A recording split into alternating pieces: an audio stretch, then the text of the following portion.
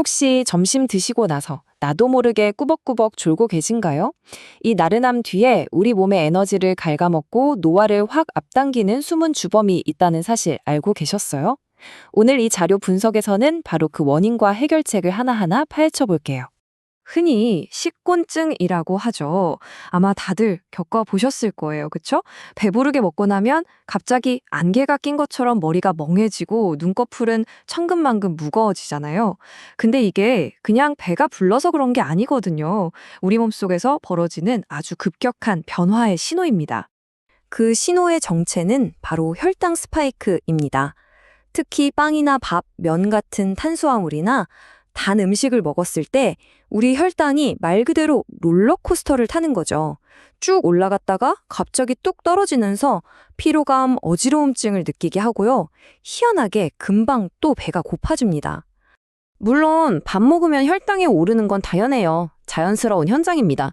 하지만 중요한 건 그 속도랑 높이예요.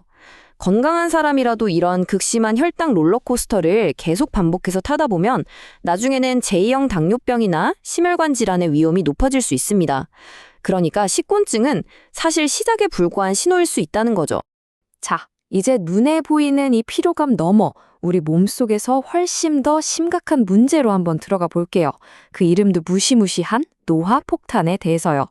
이 노화폭탄의 정체는 바로 당독소라는 물질입니다. 좀 어려운 말로는 최종 당화 산물, 영어로는 AGS라고 하는데요. 이름 그대로 당이 만들어내는 독소라고 생각하시면 돼요. 우리가 쓰고 남은 당이 혈액 속에 둥둥 떠다니다가 우리 몸을 만드는 단백질이나 지방에 끈적하게 달라붙어서 성질을 바꿔버리는 겁니다. 자, 이 그림을 보시면 딱 이해가 되실 거예요. 혈액 속에 남아도는 당이 우리 몸의 단백질과 만나면 바로 저렇게 해로운 당독수로 변해버립니다. 마치 잘 돌아가는 시계 톱니바퀴에 끈적한 엿 같은 게 끼는 거라고 생각하시면 돼요. 우리 몸의 기능이 서서히 망가지기 시작하는 거죠. 그럼 이 당독수가 쌓이면 대체 무슨 일이 벌어지느냐?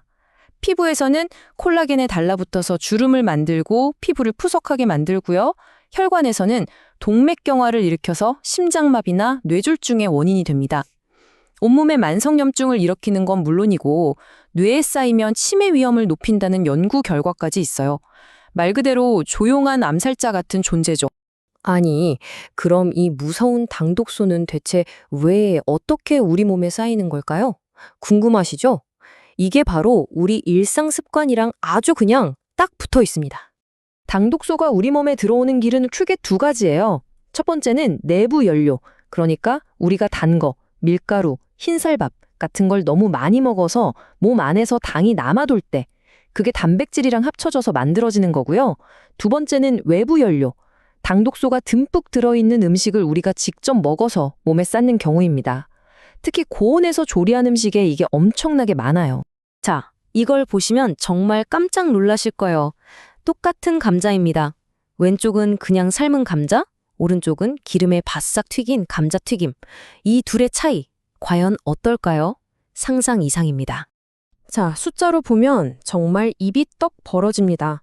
똑같이 100g을 기준으로 삶은 감자의 당독수 수치는 고작 17KU예요. 그런데 감자튀김은 무려 1522KU. 거의 90배예요, 90배. 우리가 정말 맛있게 먹는 그 감자튀김이 사실은 당독소 폭탄이었던 거죠. 그리고 우리가 정말 쉽게 놓치는 주범이 또 하나 있어요. 바로 수면 부족입니다. 잠을 못 자면 스트레스 호르몬이 나와서 혈당을 올리고 식욕은 괜히 폭발해서 단 음식을 찾게 만들죠. 근데 가장 중요한 건 밤새 우리 몸이 대청소를 해야 하는데 그 황금 같은 시간을 그냥 날려버리는 거예요. 몸속의 독소가 청소될 틈이 없는 거죠. 자, 여기까지 들으시면 좀 걱정되시죠? 하지만 괜찮습니다. 지금부터가 중요해요. 다행히 우리에겐 이 노화 폭탄을 막을 아주 강력하고 또 아주 간단한 방법이 있거든요. 어렵지 않아요. 딱 4가지만 기억하시면 됩니다. 바로 식사, 조리법, 수면, 그리고 움직임. 이 4가지는 서로 톱니바퀴처럼 맞물려 있어서 하나만 잘해도 나머지가 술술 풀리는 효과가 있어요. 첫 번째 기둥, 식사입니다. 여기서 핵심은 바로 식사 순서예요. 이거 진짜 중요합니다. 밥 먹을 때 채소를 가장 먼저 드세요. 그럼 채소의 섬유질이 위장에 방어막을 쳐서 다음에 들어오는 당 흡수를 느리게 만들어줍니다. 그 다음에 단백질, 그리고 밥이나 면은 맨 나중에. 이것만 지켜도 혈당 스파이크를 정말 드라마틱하게 막을 수 있어요. 아, 그리고 물도 충분히 마셔주시고요. 두 번째는 조리법. 우리가 고기 굽거나 튀길 때 갈색으로 변하면서 맛있어지잖아요. 그게 너무 과해지면 당독소가 폭발적으로 늘어나는 거예요. 대신 삶거나 찌거나 국으로 끓이는 방식을 선택해 보세요. 그리고 여기서 진짜 꿀팁 하나. 고기나 생선을 요리하기 전에 레몬즙이나 식초에 잠깐 재워두면 당독소 생성을 절반 이상이나 줄일 수 있대요. 정말 놀랍죠? 세 번째 기둥은 수면입니다.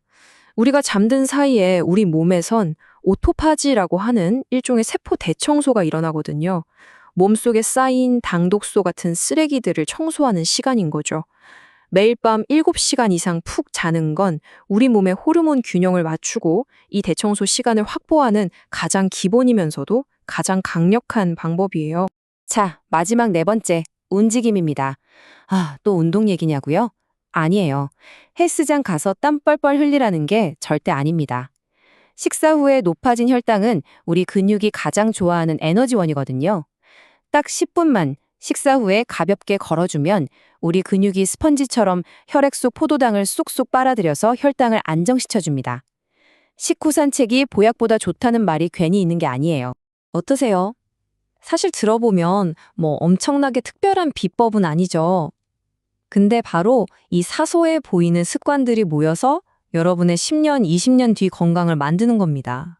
이 표가 바로 우리 몸의 현재 성적표라고 할 수 있어요. 특히 저기 당화혈색소 보이시죠? 이게 핵심이에요. 지난 2에서 3개월 동안 내 몸의 피가 얼마나 설탕에 절여졌는지를 보여주는 평균 점수거든요. 이 수치가 높을수록 당독소가 많이 쌓였다는 뜻이죠. 우리의 목표는 오늘 배운 이 작은 습관들을 통해서 이 모든 숫자를 정상칸에 딱 유지하는 겁니다. 결국 이 한 문장으로 모든 게 정리됩니다. 건강관리라는 게 뭐 거창한 게 아니에요. 바로 지금 내가 먹는 이 한 끼, 그리고 밥 먹고 잠깐 걷는 것. 이게 시작이자 끝이라는 거죠. 오늘 제가 말씀드린 걸 무슨 아픈 사람들만 지켜야 하는 고역이라고 생각하시면 안 돼요. 이건 훨씬 더 활기차고 건강하게 오래오래 즐겁게 살고 싶은 우리 모두를 위한 뭐랄까 똑똑한 삶의 방식 같은 거예요. 자, 이제 공은 여러분에게 넘어갔습니다. 바로 다음에 하실 식사, 그게 여러분의 선택이에요. 내 몸을 건강한 에너지로 채울 것인가, 아니면 노화복탄의 도화선에 불을 붙일 것인가. 부디 여러분의 몸을 위한 현명한 선택을 하시길 바라겠습니다.